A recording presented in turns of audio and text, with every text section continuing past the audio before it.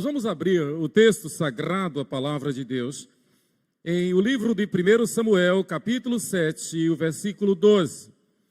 Nós estamos estudando Neemias e chegamos a um estágio, a um momento no livro de Neemias que necessário se faz volvermos os nossos olhos, dar uma olhada para trás e pegar um background, pegar um pano de fundo da história de Israel.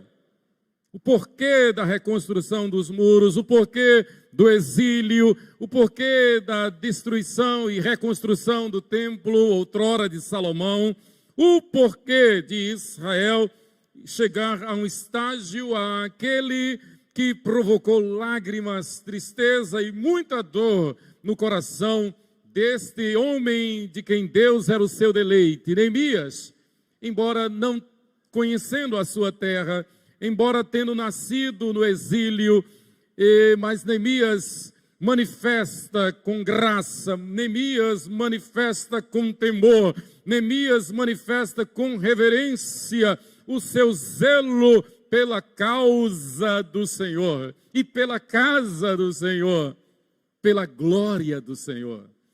Então, necessário se faz darmos uma olhada atrás para melhor nos situarmos. 1 Samuel, capítulo 7, versículo 12. Este texto tão conhecido, sempre citado aqui quando na celebração da Santa Ceia. A Santa Ceia ela tem dois aspectos principais, um pretérito onde nós dizemos, Ebenezer, até aqui nos ajudou o Senhor. Foi por ele que nós chegamos até aqui e podemos participar da sua comunhão. E também Ebenezer, e também Maranata, Maranata. E digo-vos que não beberei deste cálice convosco, senão quando hei de beber novo convosco no reino de meu Pai. E o cristão fiel vive nessa perspectiva. O cristão fiel vive com esta fé, com esta esperança, movidos por este amor, na busca desta santidade que culminar-se-á na glória ou na sua glorificação. Vivemos pela fé, vivemos em esperança, vivemos movidos pelo amor. Movidos pelo amor, vivemos na perspectiva da glorificação. Mas a Bíblia diz que é em santidade. É em santidade. Devemos viver em santidade, porque sem santificação ninguém verá a Deus. E nós não podemos nos enganar. Nós não podemos cair no lapso de imaginar que pelo fato de crer se está já justificado. Os justificados vivem em santificação. Os justificados vivem em novidade de vida. Os justificados têm um coração contrito e quebrantado. 1 Samuel, capítulo 7, versículo 12. Vamos ler juntos? O texto está em mãos, leiamos. Você que está em casa, que é muito bem-vindo, e eu peço licença para entrar em tua casa e em espírito e em verdade nos abraçarmos. Se não podemos nos abraçar fisicamente, podemos sim, e nos abraçamos em espírito e em verdade. Chamem as crianças, vamos juntos ler 1 Samuel 7, 12. Tomou então Samuel uma pedra e a pôs entre Mispa e Sem, e lhe chamou Ebenezer, e disse, até aqui nos ajudou o Senhor. Até aqui nos ajudou o Senhor.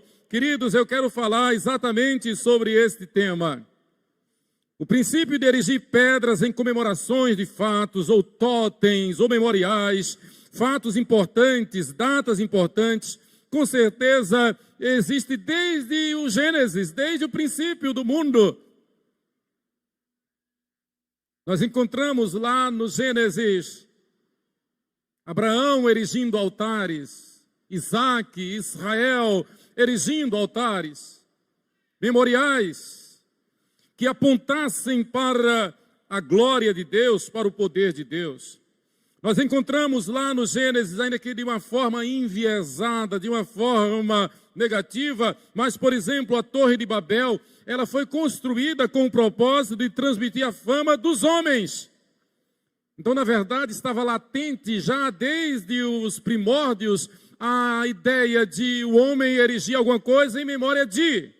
Aqui a Torre de Babel foi um lapso, foi um aborto, foi um erro, mas eles fizeram isso pensando somente em manter o seu nome, em preservar o seu nome, em anunciar o seu nome. E aí, cuidado com o que o mundo sopra em nossos ouvidos. Todo cuidado é pouco. Este mundo que jaz no maligno, ele persiste desde Gênesis capítulo 3, em dizer que nós somos alguma coisa, em dizer que nós temos um nome, que nós devemos lutar por esse nome, preservar esse nome, e que nós devemos fazer notório o nosso nome, conhecido o nosso nome, e que nós devemos nos apegar a esta terra. A Bíblia, a palavra de Deus, diz diferente. A Bíblia manda que nós fujamos das coisas deste mundo, da aparência do mal. A Bíblia diz que nós devemos negar a nós mesmos. A Bíblia diz que nós devemos levar conosco o vitupério de Cristo, o sacrifício de Cristo, a mensagem da cruz. A Bíblia diz que nós devemos levar conosco tão somente as marcas de Cristo. Trago no meu corpo as marcas de Cristo. Ele veio não para brindar o mundo. Jesus veio não para passar a mão na cabeça do mundo, dos homens. Jesus veio não para elogiar os homens. Jesus veio não para exaltar os homens. Jesus veio não para ser o elixir de longa vida na terra. Não, pelo contrário. Jesus veio para nos libertar deste mundo. Jesus veio para nos transportar deste império de trevas para o reino da glória do seu amor. A Torre de Babel foi um lapso que infelizmente persiste. E a cada dia que passa, e quanto mais se aproxima o dia da glória do Senhor, o dia do arrebatamento da igreja, o dia das bodas do Cordeiro, o dia em que a igreja representada pelas 5 virgens prudentes, sábias, entrarão às bodas do Cordeiro e para sempre na glória celestial. Quanto mais se aproxima este dia, mais o príncipe deste mundo vai tentar nos seduzir, fazendo-nos nos empolgar com as coisas deste mundo, fazendo-nos e pensar que nós teremos longa vida neste mundo, fazendo-nos pensar que na verdade a felicidade, a alegria, a paz está neste mundo. Não está. O mundo jaz no maligno. Nós estamos passando por aqui como no vale de sombra da morte. Mas temos a garantia, a certeza de que a vara e o cajado do bom pastor nos conduz a passos triunfais e triunfantes para a glória celestial. Gênesis 28, 18, tendo se levantado Jacó cedo de madrugada, diferentemente dos da Torre de Babel, Jacó tomou a pedra que havia posto por travesseiro e erigiu em coluna, sobre cujo topo entornou azeite. A pedra de Jacó foi destinada para recordar a bondade de Deus. Se vivemos para o Senhor, vivemos. Eu pensei que não fosse sobreviver à partida de mamãe, a saída de mamãe. Tem dores lancinantes que não se explicam. Mas o Senhor cura, o Senhor consola, o Senhor conforta. Sou tentado o tempo todo a me preocupar com as minhas filhas, me preocupar com a família, me preocupar com vocês, as ovelhas que o Senhor tem me confiado, mas ao mesmo tempo que sou tentado a me preocupar, eu sinto o Espírito Santo derramando sobre mim este azeite, esta unção, este consolo, este conforto, esta fé, esta esperança, eivados pelo amor que diz: a minha graça te basta. Apenas louve, Apenas se alegre em mim. Não confie em você, Emanuel. Não confie nas suas vontades. Não confie nos seus desejos. Não confie nos seus instintos. Não sejam como os de Babel, mas seja como Israel. Erija a tua vida para a glória de Deus. Faça da tua vida um altar para a glória de Deus. Faça dos teus pensamentos, dos teus propósitos, dos teus alvos, da tua casa, da tua família, da tua profissão, dos teus talentos, dos teus dons. Faça tudo para a glória de Deus. Não para você. Porque aquilo que é nosso é terreno, é perecível, é pó e voltará ao pó. Em Gênesis 35, 14, então Jacó erigiu uma coluna de pedra, um outro momento, um outro culto, um outro altar construído por Jacó, no lugar onde Deus falara com ele, e derramou sobre ela uma libação e lhe deitou óleo. Símbolo do Espírito Santo, símbolo do poder do Espírito Santo, símbolo da graça de Deus na sua vida, símbolo do poder de Deus na sua vida, na sua história. Jacó esteve morto e reviveu. Jacó esteve morto nos seus delitos e pecados. Heraldo esteve morto nos seus delitos e pecados. Emanuel esteve morto nos seus delitos e pecados. Mas o Senhor derramou do seu óleo, da sua unção, da sua graça, do seu poder e disse: levanta-te. Levanta-te. Josué capítulo 4, versículo 9. Levantou Josué também 12 pedras. Eu estou dando exemplos bíblicos de altares construídos para a glória de Deus, tendo antes feito um paralelo com o altar do homem, representado em Babel. Josué 4, 9. Levantou Josué também 12 pedras no meio do rio Jordão, no lugar em que parados pousaram os pés os sacerdotes que levavam a arca da aliança, e ali estão até o dia de hoje. Este é um dos versículos que mais me impactam na Bíblia. E eu fico imaginando esses 12 representantes de Israel, um representante de cada tribo, justamente na passagem do rio para entrar na terra prometida.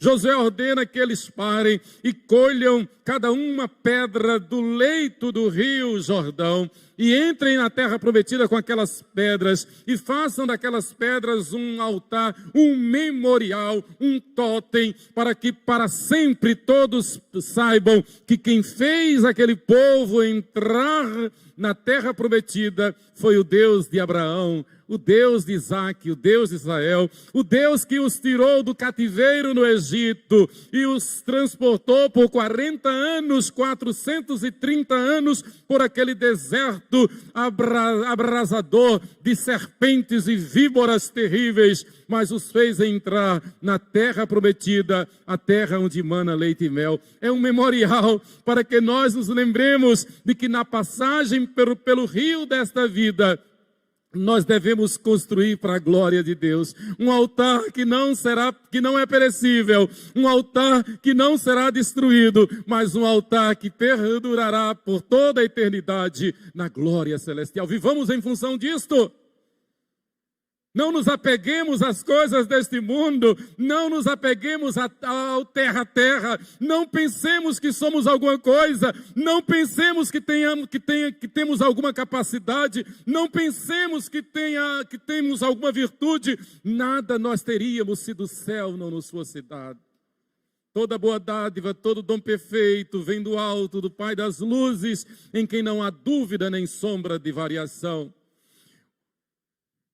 Até aqui nos ajudou o Senhor, para que nós nos lembremos que nós, por nós, não somos nada. Nós, por nós, só merecíamos o inferno, a morte, a condenação eterna. Nós não somos nada e devemos sempre lembrar do que disse Isaías, do que replicou o apóstolo Paulo: as minhas obras não passam do trapo da imundície.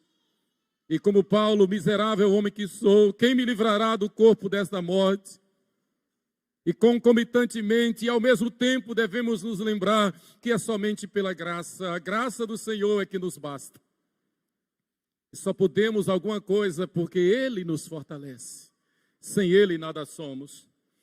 Essas pedras que Josué ordenou àqueles príncipes retirassem do leito do Rio Jordão, deviam ser sinais e monumentos da intervenção de Deus em benefício do seu povo. Deus intervém na nossa vida, na nossa casa. Deus intervém nos nossos negócios. Deus intervém o tempo todo. Muitas vezes, nem sempre como humanamente pudéssemos imaginar que fosse melhor. Graças a Deus, porque Deus faz tudo perfeito. Deus faz tudo perfeito. Então nem sempre é como nós pedimos, nem sempre é como nós desejamos, mas é conforme a sua vontade. E a vontade de Deus é boa, agradável e perfeita. Eu quero fazer um parênteses aqui. Você que está aí em casa, você que está aqui no nosso templo maravilhoso, nós todos nos lembremos de que o que vale nesta vida é obedecer a Deus. O que vale nesta vida, bem claro, bem objetivo, é nos arrependermos dos nossos pecados, é confessarmos a Jesus como nosso único Senhor e suficiente Salvador. É nos lembrarmos de que sem esta confissão ninguém verá a Deus. Sem esta confissão, sem reconhecer em Jesus o único caminho, a verdade e a vida que nos leva a Deus, jamais alguém poderá ir a Deus. Não existe outro caminho. Não existe outro que possa rogar por nós, ou outra que possa rogar por nós agora e na hora da nossa morte. Se você pensa que crê em Deus, se você pensa que crê em Jesus, se você pensa que crê no Espírito Santo, mas imagina que a Virgem Maria pode rogar por você agora e na hora da sua morte, você está terrivelmente enganado. O único que pode rogar por nós agora e na hora da nossa morte é aquele que, como diz João, na primeira epístola, no capítulo 2, no versículo 1, é o único advogado e advogado fiel, Jesus Cristo, o justo. E somente assim é que nós podemos dizer, como Samuel, até aqui nos ajudou o Senhor. Foi Ele. Não foi Pedro, não foi Paulo, não foi João, não foi Moisés, não foi Elias, não é a religião, não é Maria, é só Jesus. E somente por Ele nós podemos dizer, até aqui nos ajudou o Senhor. Quer saber? É preciso que se arrependa dos pecados, é preciso, como se diz na prática, se converter, que na verdade é um ato do Espírito Santo, a conversão. É preciso submeter-se à conversão que o Espírito Santo nos dá, para que declaremos para o mundo todo que Jesus Cristo é o nosso único Senhor e suficiente Salvador, que não temos medo da morte, que não laboramos no pecado, que não cultivamos o pecado, que temos nojo do pecado, que fugimos do pecado e que procuramos viver em santidade, novidade de vida, porque sabemos que estamos num veículo que é a igreja, como nós cantamos há pouco de Daniel de Souza. Somos os pés, somos os olhos, somos as mãos do Senhor na sua igreja, caminhando céleres para a glória celestial. Como tão bem cantava o nosso saudoso evangelista presbítero Salles, no expresso viajamos para o bom país de luz. Nós caminhamos para a bela pátria. Até aqui nos ajudou o Senhor. Os israelitas acabavam de ser socorridos, vindo para o contexto de 1 Samuel 7. Os israelitas acabavam de ser socorridos pela intervenção de Deus. Eles não foram ingratos a ponto de não renderem glória a Deus. Samuel, em seu nome, em nome de Deus, erigiu um totem em pedra, a que pôs o nome de Ebenezer, que em hebraico quer dizer, até aqui nos socorreu o Senhor. Literalmente, até aqui nos socorreu o Senhor. É verdade, pastor? Presbítero Cláudio. Todos aqui são testemunhas, até aqui nos ajudou o Senhor. Ele tem nos conduzido, Ele tem nos guiado, então vivamos para Ele. Vivamos para a glória dele, alegremos-nos nele, deleitemo-nos nele. Não permita que a nossa carne, não permita que o nosso eu, de alguma forma, queira nos satisfazer, porque a nossa carne, o nosso eu é carnal, é animal, é diabólico. É assim que a Bíblia diz. Neguemos a nossa vontade e deixemos e permitamos que Cristo seja tudo em nós. Só Ele é quem nos satisfaz. Só Ele é quem nos satisfaz. Ah, nós temos saudade, sim, de viver a vida que agrada a Deus. De viver em comunhão com Deus, de dizer não ao mundo. Sim, não ao mundo. Nada no mundo nos apetece. Sim, exatamente. A Bíblia manda que nós fujamos até da aparência do mal.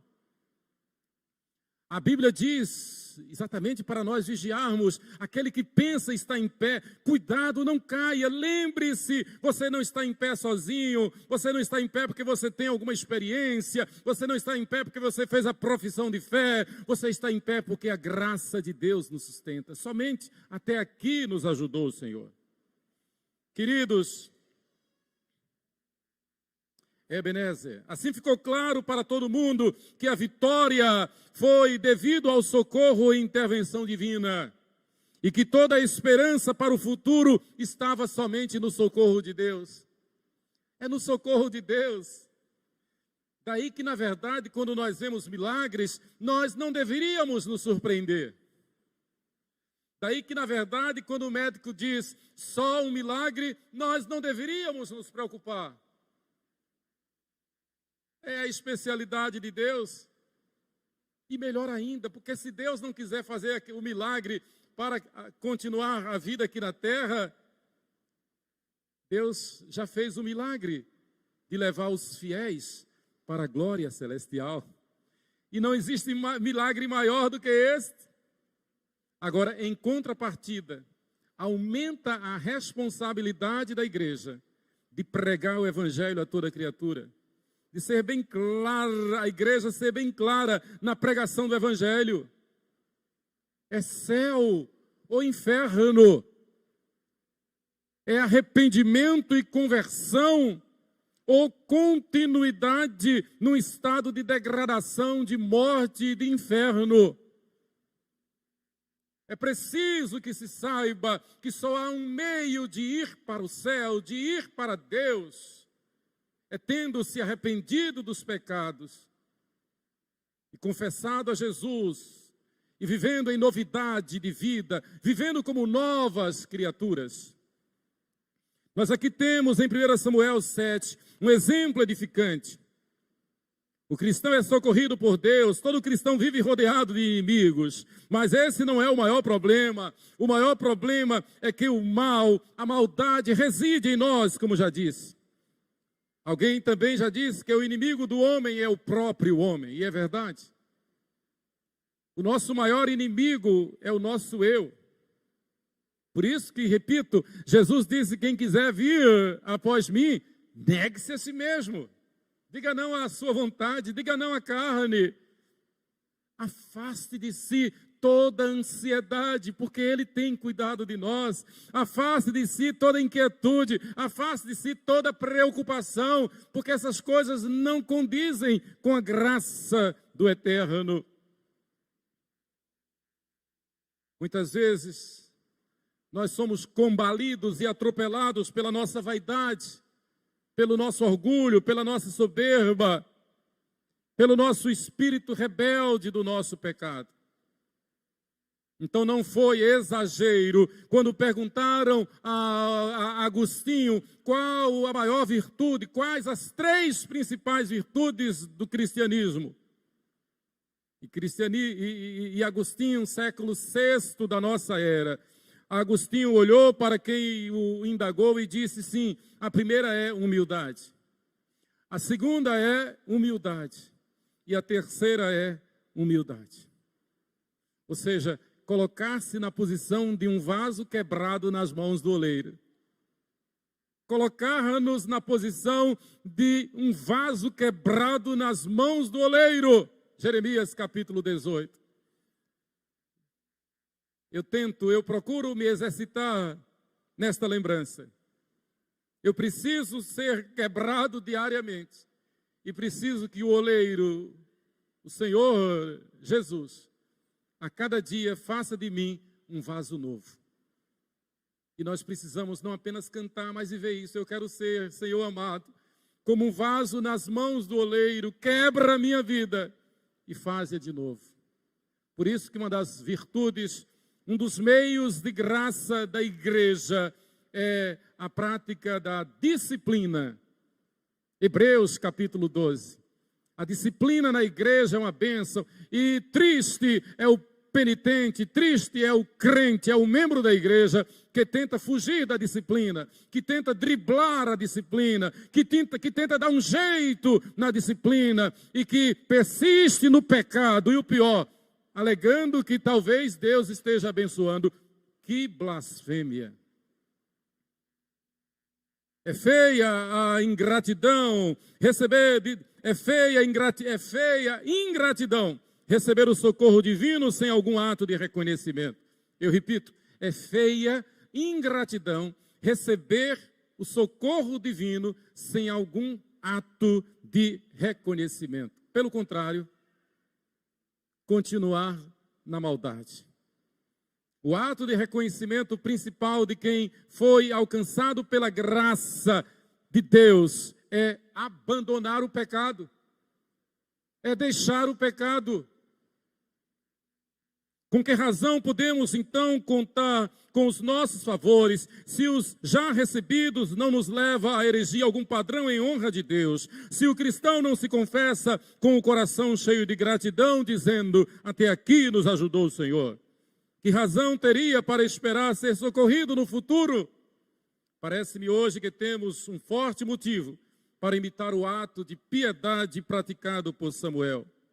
Trazendo à memória o que somos, as oportunidades que se nos apresentam como verdadeiros presentes de Deus, as portas que se abrem, até mesmo as portas que se fecham, as alegrias, as tristezas, os ganhos, as perdas, enfim, o viver. Em todas as coisas, Deus é gracioso. Seja na alegria, seja na tristeza. Um dos momentos mais difíceis nesses meus 36 anos, pastor Léo, de ministério, um dos momentos mais difíceis, pastor Apolinário, nos meus 36, foi no quinto mês, no sexto mês do meu pastorado. Dia 6 de junho de 1985. A mocidade da Igreja Presbiteriana 13 de Maio faria um passeio no feriado de Corpus Christi, que caiu exatamente no dia 6 de junho de 1985.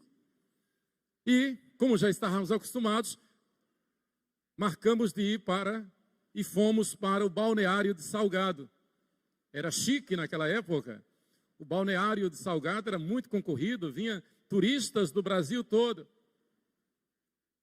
E nós convocamos a mocidade. E naquela época, a mocidade da 13 de maio, para ir para um passeio, não bastava um ônibus, nem 2 ônibus. Foram 3 ônibus lotados, fora os que foram de carro. Eu estou falando sobre o tema Até Aqui Nos Ajudou o Senhor. Seja na alegria, seja na tristeza, nós podemos ver a mão de Deus a nos ajudar. Eu fui no 3º ônibus, que chegou por último. Antes de eu descer do ônibus, eu ainda estava dentro do ônibus, veio uma notícia. Anísio morreu afogado. Anísio era um jovem que eu tinha batizado no dia 13 de maio, feita a profissão de fé dele no dia 13 de maio, e agora 6 de junho, 15 anos de idade. Ele bem não entrou no balneário, pulou na piscina. Depois nós fomos saber, ele sofria de epilepsia. Nós não sabíamos. Eu ainda estava dentro do ônibus quando recebi a notícia. Claro, não precisa dizer que todo mundo voltou. Nos ajudou muito, muito. Não tenho palavras para agradecer naquele dia o nosso presbítero da 12 de agosto, Dr. Natanael Machado e Silva. Natanael sabe disso. Foi um socorro tremendo. De lá eu liguei para Natanael. Quando nós chegamos no ML, doutor Natanael já estava lá. Eu quero encurtar essa longa história, porque naquele momento ali na Praça Tobias Barreto, foi um sufoco. Familiares dizendo que iam denunciar a igreja, ia chamar a imprensa e que ia processar o pastor. Foi muito triste. Mas para concluir a história, nada disso aconteceu. E na casa da família da mãe, na casa da mãe de Anísio, a casa da mãe de Anísio transformou-se numa congregação da Igreja 13 de Maio. Anísio, que era o único evangélico da família, foi para o céu, mas a família toda se converteu. Parentes que vieram de Brasília para o sepultamento se converteram.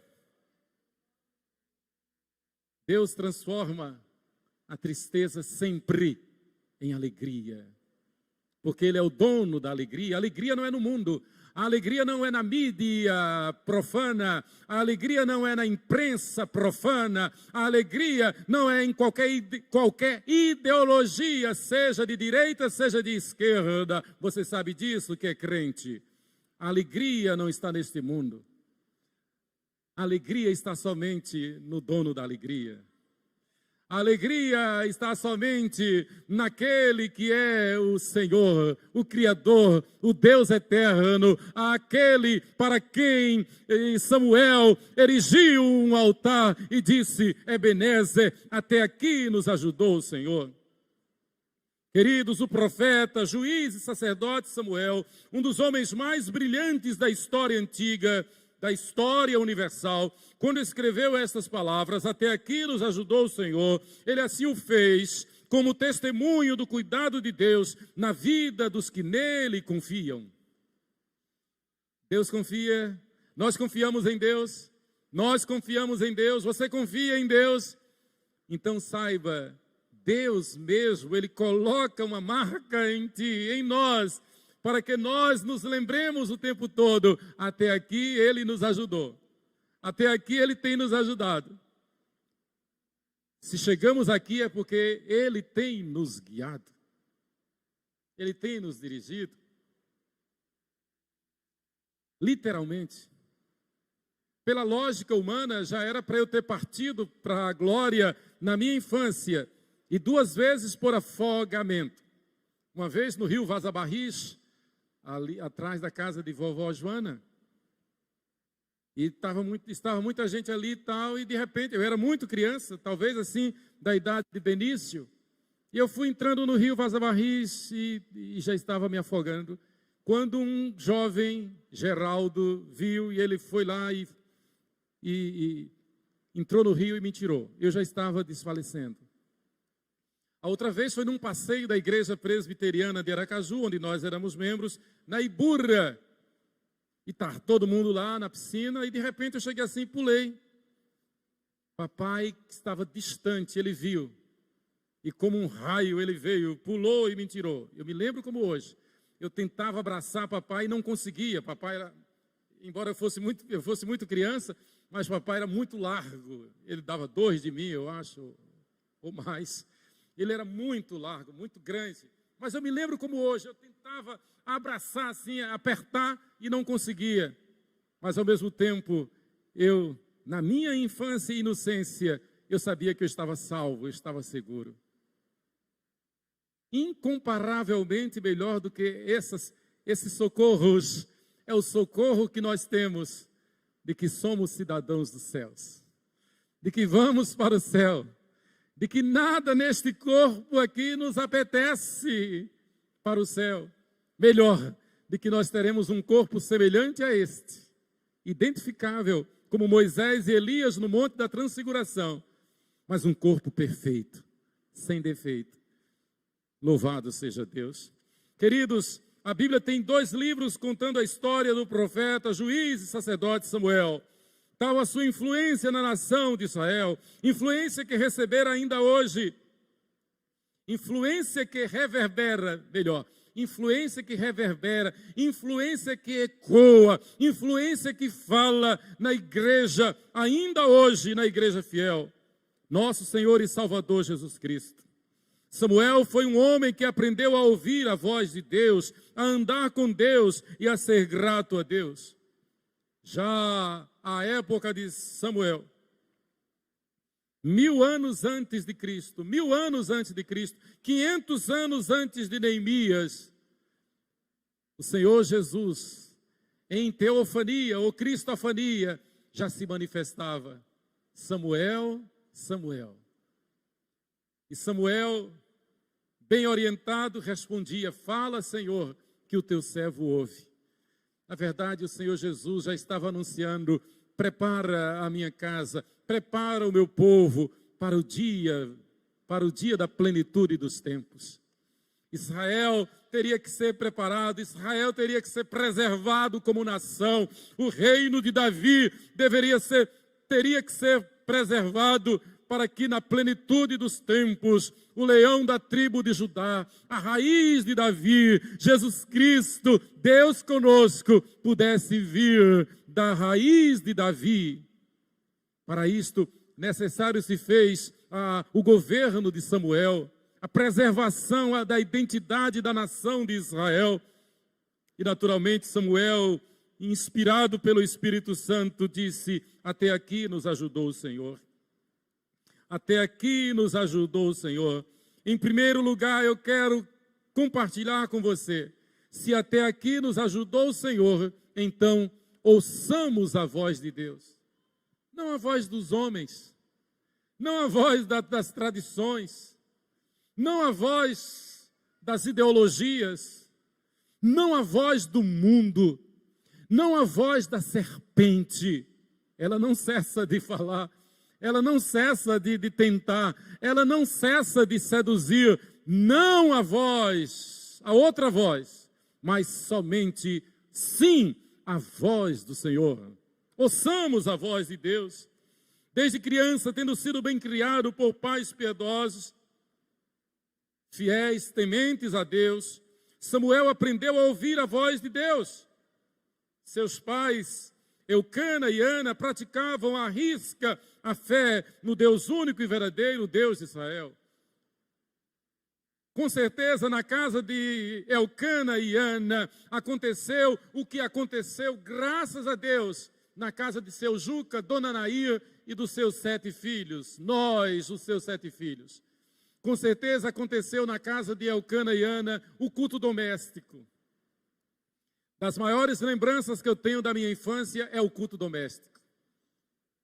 É o culto doméstico. Foi no culto doméstico que eu aprendi a ler. Foi no culto doméstico que eu aprendi a memorizar versículos.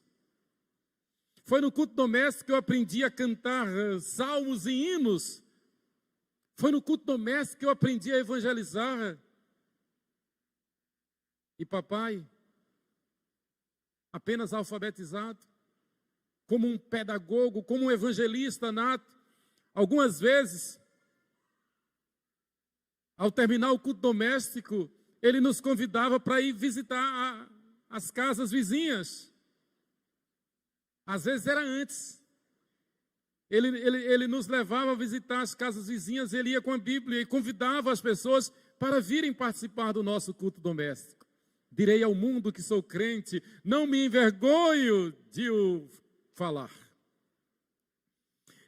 Ana, então, e Elcana criaram Samuel no temor do Senhor. Samuel cresceu aprendendo a ouvir a voz de Deus. Anualmente, Elcana e Ana iam a Siló sacrificar. O texto diz literalmente sacrificar, ou seja, cultuar, adorar ao Senhor dos exércitos.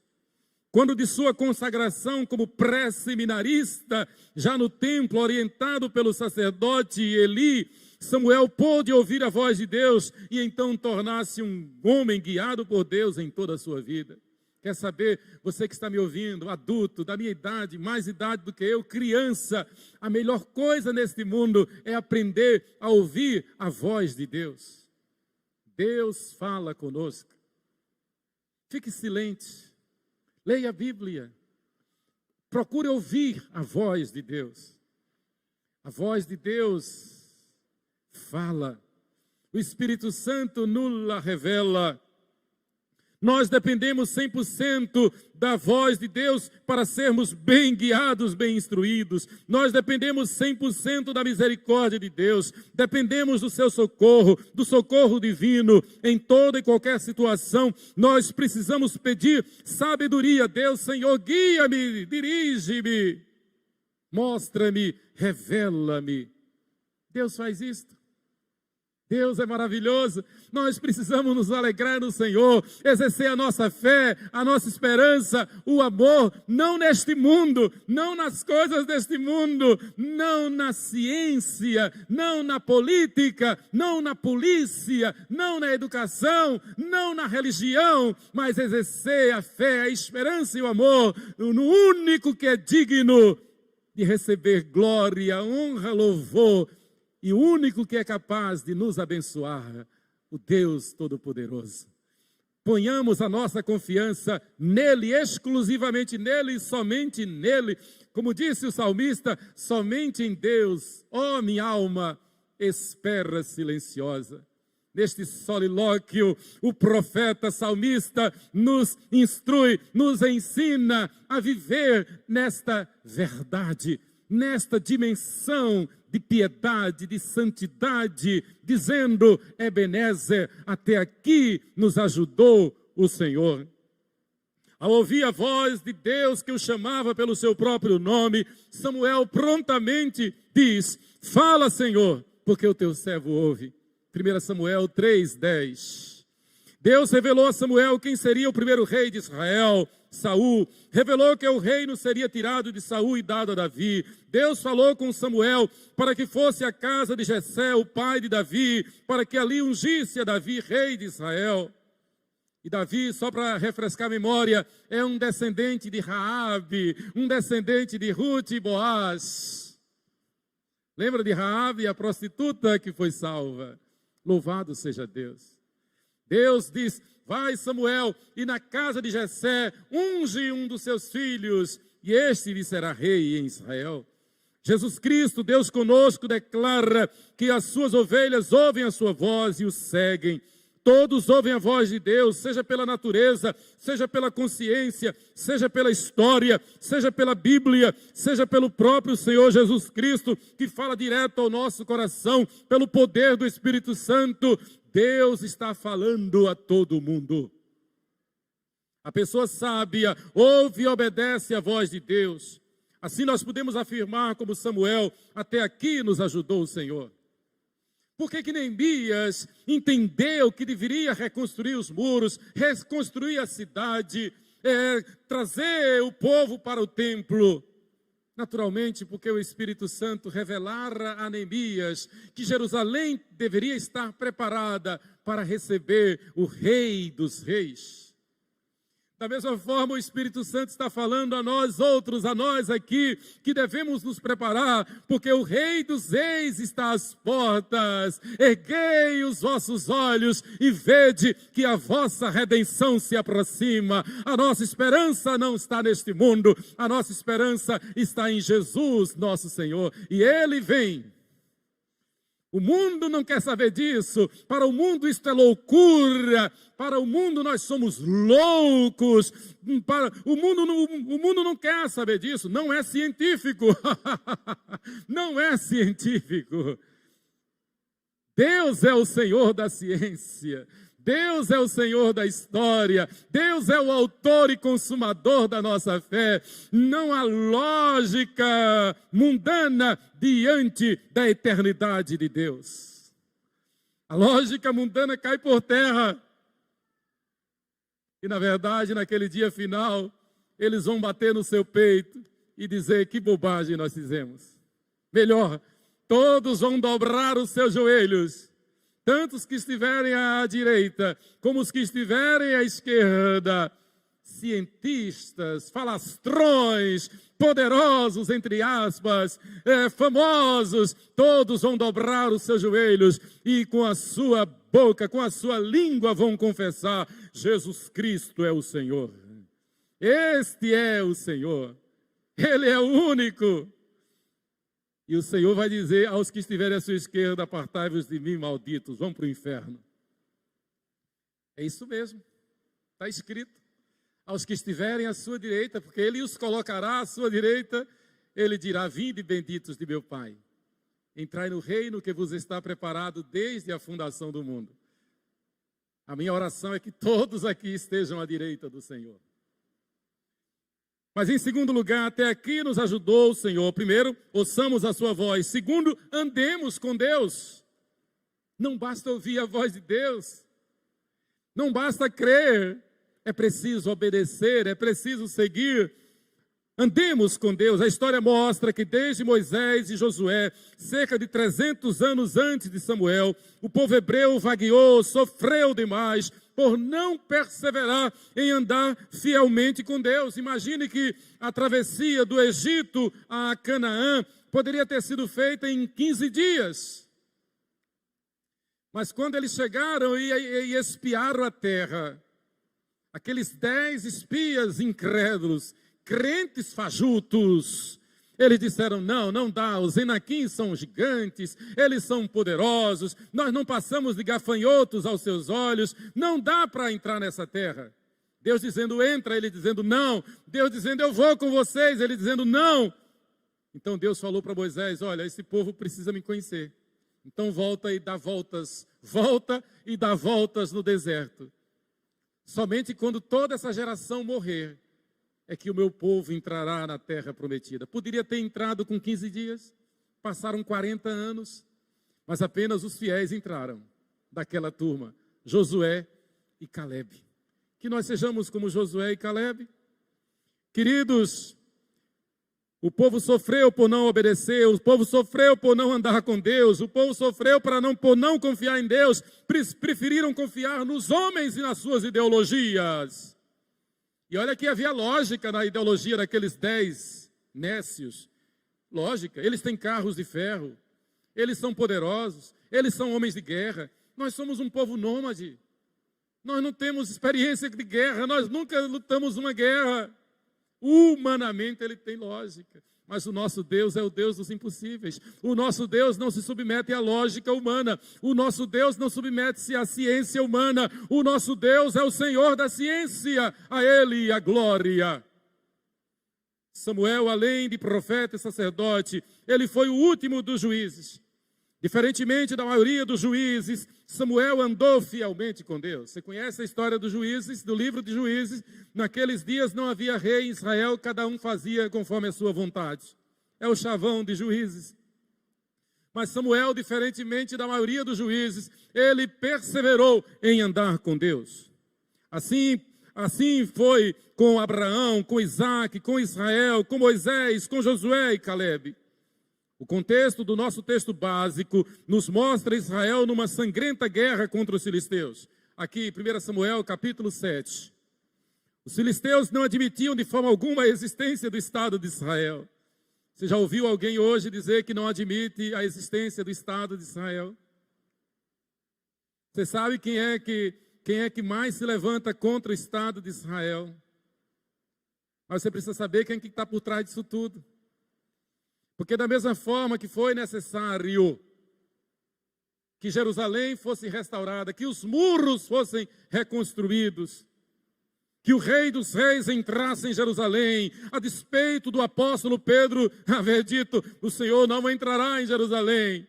Mas Jesus repreendeu Pedro e disse: arreda, Satanás, porque não cogitas das coisas de Deus e sim das dos homens.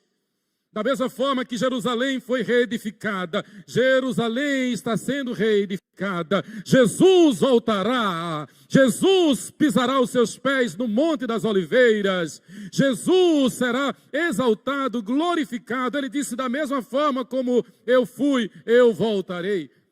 Os anjos, atendendo àqueles quase 500 irmãos que assistiram à ascensão de Jesus, 40 dias após a sua ressurreição, 10 dias antes do Pentecostes, os anjos visitaram aqueles quase 500 irmãos e disseram: por que estáis olhando para as alturas?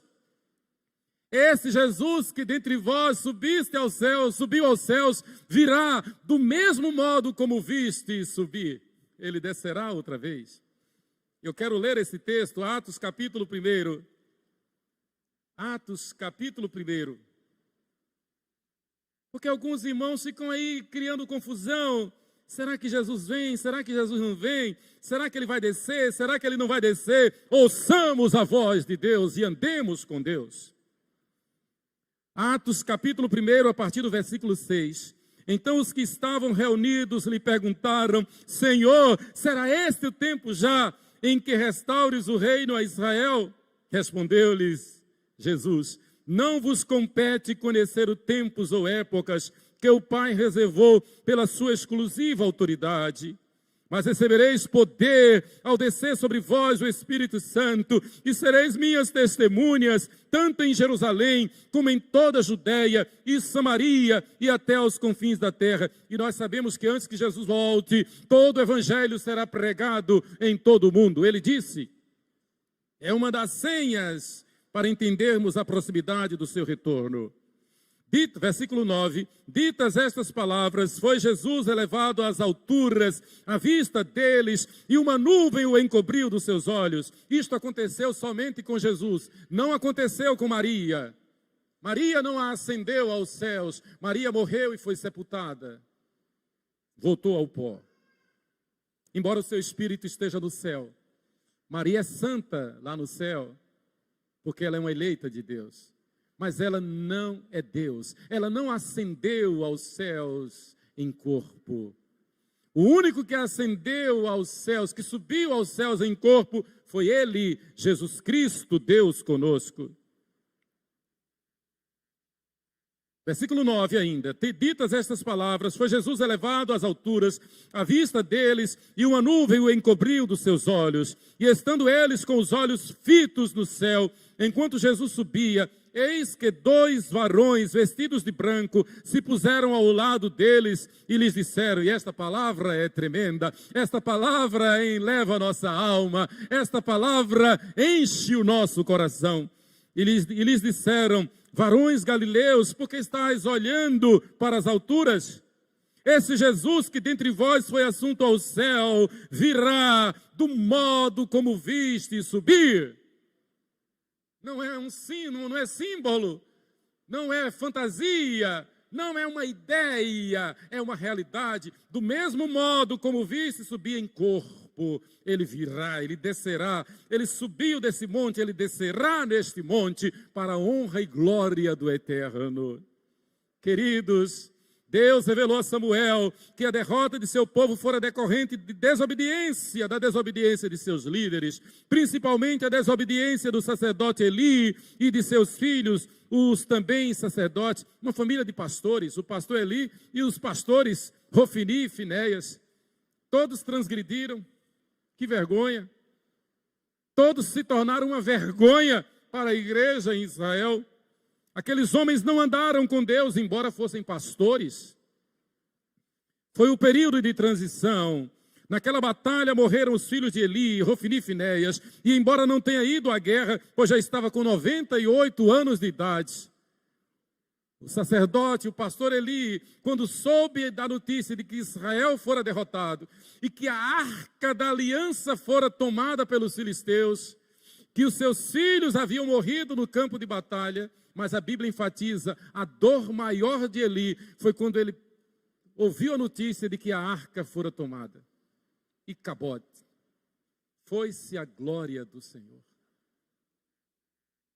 Que a glória do Senhor não vá da nossa vida. Que a glória do Senhor não saia da nossa vida. Que a glória do Senhor não saia da nossa casa. Que a glória do Senhor não saia de nós. Que o que nos mova não seja outro fator, senão a glória do Senhor. Se estamos aqui é para a glória do Senhor, se vamos a Betim é para a glória do Senhor, se vamos para Gabriel Passos é para a glória do Senhor, se vivemos ou morremos é para a glória do Senhor. Não temamos este mundo, temamos a Deus. Não nos miremos neste mundo, o mundo perece, é perecível, jaz no maligno. Miremo-nos no eterno, na brilhante estrela da manhã. Sigamos o rei, andemos com o rei. Elias morreu, Eli, o sacerdote Eli morreu aos 98 anos, com um testemunho triste. Ontem eu liguei para um pastor que ontem completou 98 anos de idade. Reverendo Idelfonso Trindade, meu colega no presbitério de Itabuna, um homem que anda com Deus. E eu tive a grata satisfação de ouvir sua esposa chamando para atender o telefone, e ele veio: Emanuel, como vai? Como vai Sheiler? Como vão as meninas? Emanuel, eu estou muito cansado. Mas eu não deixei ele falar muito, ele estava realmente cansado. Mas eu fiz questão de dizer: Reverendo Idelfonso Trindade, eu o trago na memória como um pastor que marcou e marca a minha vida. Um homem que andou, que anda com Deus. Sejamos não como Eli, mas como o reverendo Idelfonso Trindade, a mesma idade de Eli, 98 anos de vida, vendo a glória do Senhor na sua vida, na sua casa. Eli caiu da cadeira, quebrou o pescoço. Não permitamos que as coisas deste mundo nos façam cair da cadeira e quebrar o pescoço. Pelo contrário, que neste mundo vivamos olhando para o eterno somente. Deus então falou a Samuel que exortasse o povo ao arrependimento, que oferecesse culto de ações de graça, sim. Então este é o pano de fundo, este é o background da história. Israel fora derrotado. Por que foi derrotado? Porque havia pecado na igreja. Por que foi derrotado? Israel sofreu uma fragorosa derrota. Israel foi envergonhado. Israel voltou humilhado para casa. E o profeta diz: isto porque havia pecado na casa do Senhor. E o pecado de tal forma que estava estampado na vida do pastor Eli e dos seus filhos, também pastores Rofini e Finéias. Que Deus nos livre do pecado.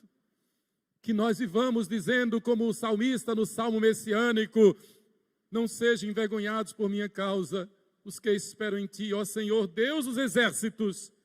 Nem por minha causa sofram vexame os que te buscam, ó Deus de Israel.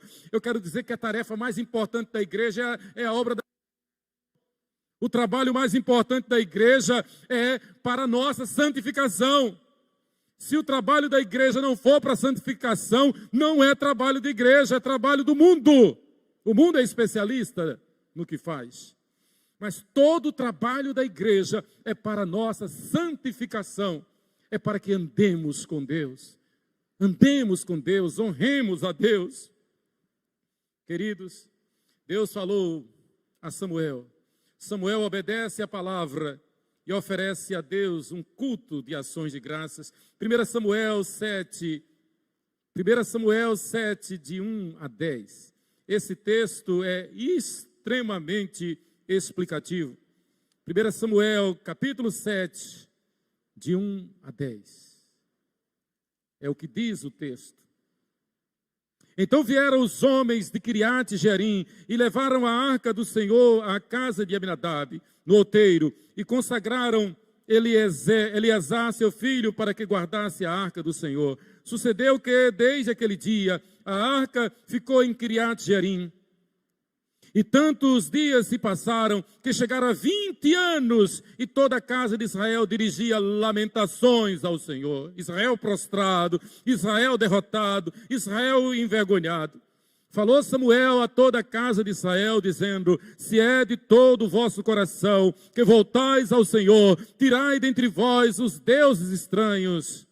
Tirai dentre vós os deuses estranhos. Muitas vezes o Deus estranho vem pela mídia, vem pela televisão, vem pela internet. Tire de vossa casa os deuses estranhos. Muitas vezes nós somos tentados a pensar que idolatria é só aquela imagem lá que a gente conhece muito bem. Não, a idolatria é tudo aquilo que toma o lugar de Deus na nossa vida. Se você devia orar e não está orando, então você está sendo idólatra. Se você devia ler a Bíblia e não está lendo a Bíblia, então você está sendo idólatra. Se o futebol, se a televisão, seja jornal, seja novela, seja o que for, está tomando o tempo que você devia ter para orar, para ler a palavra, você está sendo idólatra, está trocando Deus por um ídolo. Então os filhos de Israel, então falou Samuel a toda a casa de Israel: se é de todo o vosso coração que voltais ao Senhor, tirai dentre vós os deuses estranhos e os astarotes, e preparai o vosso coração ao Senhor, e servi a Ele só, e Ele vos livrará das mãos dos filisteus. Aleluia.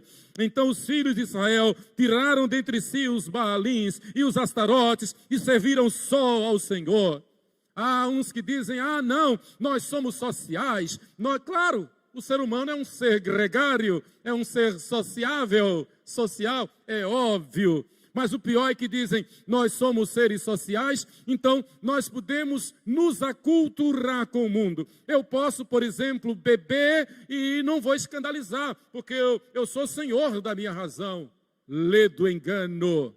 Alguém vai se escandalizar. Alguém vai se escandalizar. E a Bíblia diz que se eu como alface, se eu como legumes e escandaliza alguém, não devo comer o legume. Crentes bebendo, pastores enchendo a cara. Ah, é vinho, seja o que for. Qual é o teor alcoólico? Daí que de vez em quando um escândalo pipoca. Porque enganoso é o coração do homem e incomparavelmente corrupto. Ah não, eu sou eleito, eu sou predestinado.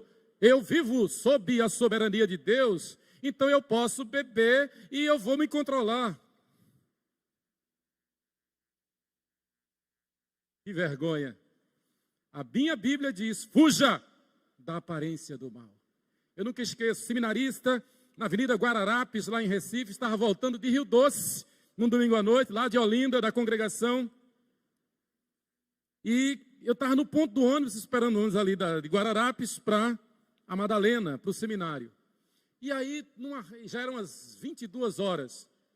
E alguém dentro de um bar, assim, me viu com a Bíblia tal, e me chamou. Saiu a notícia lá na congregação de que eu estava bebendo naquele horário, naquele bar. Veja que coisa do inferno. Ninguém quis saber se eu estava com a Bíblia, se eu vim da congregação, se eu estava evangelizando, se eu entrei porque fui convidado, então a gente tem que ficar esperto. Nem todo convite a gente deve aceitar. Eu gelei, eu fiquei sem graça. Graças a Deus que o Senhor me defendeu. Deus conhece os seus. Mas nunca mais eu aceitei um negócio desse. Neófito, calouro, primeiro ano do seminário. Aí eu me lembrei daquelas 3 barras, né? A gente tem que fugir da aparência do mal. Mas o pior é que quando numa confraria, pastores, crentes se reúnem para beber. Eu perguntaria: será que beberia com os irmãos da igreja? Com os neófitos? Chega um recém-convertido na igreja, está na classe de catecúmenos, e diz: meu amigo, e não quer saber? Vamos imaginar um quadro. Esse neófito na igreja, recém-convertido, ele veio da bebida. Era um viciado. Aí chega na igreja, primeiro amor, experimentou a conversão. Aí os líderes da igreja falaram: que bom, vamos comemorar um novo convertido. Vamos beber. Beber, sim, vamos beber, porque nós somos predestinados, eleitos. E nós temos controle sobre a razão. A gente pode beber e não se embriagar. Eu imagino que se esse neófito for para essa confraria, ele vai sair nos braços. Porque a porca lavada volta ao seu vômito. A Bíblia diz assim. O que eu estou dizendo com isso, irmãos, é o que a Bíblia diz. Que a gente deve viver fugindo da aparência do mal. Israel perdeu aquela batalha porque os pastores Eli, Rofini e Finéias não se consagraram, não se santificaram. Grande foi a derrota, grande foi a perda. 20 anos a glória do Senhor afastada da casa do Senhor. Queridos, quando andamos conforme a vontade de Deus, nós vencemos com Deus. O versículo 10, eu vou concluir com o versículo 10, este momento aqui. Enquanto Samuel oferecia o holocausto, os filisteus chegaram à peleja contra Israel.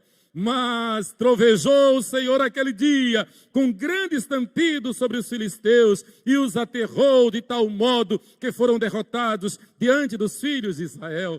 Não foi Samuel, não foi o exército de Israel, mas foi Deus dos altos céus que mandou um trovão, que Deus manifestou o seu poder na natureza e derrotou os filisteus. É assim que Deus faz. Deus é Deus de maravilhas, de milagres. Confie em Deus. Às vezes você está em dúvida, será que vai dar certo? Será que eu vou conseguir? Eu não tenho condições. Entrega o teu caminho ao Senhor, confia nele e ele vai suprir em Cristo Jesus cada uma das vossas necessidades. Confie nele, vai dar certo quando você confia nele, somente nele. Foi após essa vitória que então Samuel construiu um totem e grava esta frase: até aqui nos ajudou o Senhor. Até aqui nos ajudou o Senhor, somos a sua voz, andemos com Ele e sejamos agradecidos a Ele. Sejamos agradecidos a Deus. Não tenhamos dúvida de que a pessoa para quem somos mais mal agradecidos é Deus. Eu repito, não tenhamos dúvida de que a pessoa para quem mais somos mal agradecidos é Deus. A gente devia andar ajoelhado, é uma figura, claro. A gente devia andar ajoelhado o tempo todo só agradecendo a Deus. A gente deve agradecer a Deus, seja na alegria, seja na tristeza, seja na vida, seja na morte, seja na fartura, seja na miséria, na pobreza, em tudo e por tudo, nós devemos agradecer a Deus. Tem uns que até se rebelam contra Deus diante de uma crise. Conhecemos líderes, pastores, que é exemplo de Asaf, quase lhes resvalam os pés diante de uma crise. Claro, nós somos humanos, nós somos fracos, por isso temos que ser preventivos, buscar antes a misericórdia de Deus e nunca, jamais confiar em nós, porque o nosso coração é corrupto, é enganoso, é miserável. Normalmente nós só nos lembramos de Deus na hora do sufoco, na hora da dor, na hora da doença. Normalmente passa-se a vida toda sem sequer pensar em Deus, principalmente quando se tem dinheiro no bolso e saúde para dar e vender. Um dos motivos de gratidão que temos, apesar dessa pandemia, apesar desse vírus, um dos motivos é que temos o consolo de Deus, temos o conforto de Deus, e somos renovados na fé, na esperança e no amor. A igreja tem testemunhado isto. Portas têm se aberto, oportunidades têm sido dadas para a pregação do Evangelho. Temos motivos de sobra para agradecer a Deus, apesar da pandemia. Quem é santo tem se santificado mais. Da minha parte, particularmente, essa pandemia tem servido para que eu pense mais na glória celestial. A qualquer hora, a qualquer instante, o Senhor vai me chamar. Seja disso, seja daquilo, eu quero estar preparado. Então, no mínimo, essa pandemia tem me feito lembrar de que eu não sou deste mundo. A qualquer hora, o Senhor vai me chamar e eu vou dizer, aleluia, Maranata. Tem gente que só lembra de Deus quando tem muito dinheiro no bolso e saúde para dar e vender. Infelizmente, aliás, não lembra de Deus, é o contrário. Infelizmente, a grande maioria das pessoas pensa da pior forma em relação a Deus, exatamente como expressou, e aqui é uma profanação, mas eu vou citar, porque tem muita gente, inclusive membros de igreja, cristãos, que pensam assim, como Gilberto Gil. Se eu quiser falar com Deus, tenho que me aventurar, tenho que subir aos céus, sem cordas para segurar. Tenho que dizer a Deus, dar as costas, caminhar, decidido pela estrada, que ao findar vai dar em nada. Aí ele entra num refrão. Nada, nada, nada, nada, nada, nada. Se eu quiser falar com Deus, eu não tenho nada, nada, nada do que eu possa ou pensava encontrar. É o desespero do existencialismo de Simone de Beauvoir e Jean-Paul Sartre. É o desespero do existencialismo que é o autor, é o mentor de todo o entretenimento e cultura deste pós-modernismo. É o desespero. É a luta frenética do homem de tentar se defender por si mesmo e de tentar prolongar o curso da sua vida da chamada nova ordem mundial. O homem igual ao homem da Torre de Babel. O mundo do século 21 igualzinho aos homens que construíram a Torre de Babel. Quer saber? A Torre de Babel hoje se chama ONU. E está propondo para o mundo todo uma nova ordem mundial. Dizendo, nós podemos resolver nossos problemas. Nós que conhecemos a Deus, nós dizemos, o único que pode resolver os nossos problemas é o Senhor dos Exércitos. Por isso, enquanto aqui estivermos, nós vamos dizer, até aqui nos ajudou o Senhor. Querido, Samuel andava com Deus. Foi a partir do governo de Samuel que o povo de Israel se firmou como nação respeitada por todo mundo. Foi a partir de Samuel e através de Samuel que Deus ungiu o mais excelente dos reis de Israel, o rei Davi, que de tão importante e temente a Deus, que a exemplo de Samuel andava com Deus, que tornou-se símbolo do Messias, do Cristo, de nosso único Senhor e suficiente Salvador Jesus Cristo. Jesus é o leão da tribo de Judá, é a raiz de Davi. Teríamos inúmeras declarações, tanto da Bíblia como de pensadores seculares, a fazer frente, destruir, derrubar por terra a tese balofa de Gilberto Gil.